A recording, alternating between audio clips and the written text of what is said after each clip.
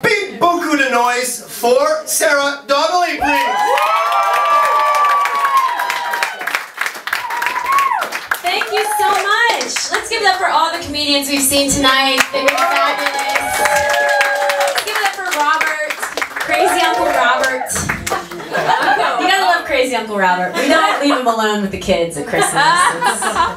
Some of you got that. I love how he's like, everyone pay attention. There's fucking free champagne in the room. No one is paying attention. Everyone's like, where's the bottle? Where's the bottle? Where's the bottle? They're like, we don't know. We don't care where we're at. There's free champagne. Exactly. They don't care. There's free champagne. Why? Listen.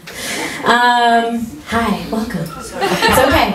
I said, it's okay. There's free champagne. It doesn't matter. I could be going, and you're like, we don't care.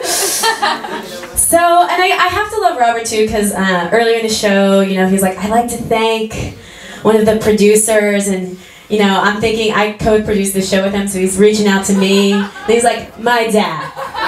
With all due respect, sir, fuck you. You really did nothing. We should thank his mother because she pushed him out. So that's the ladies' show.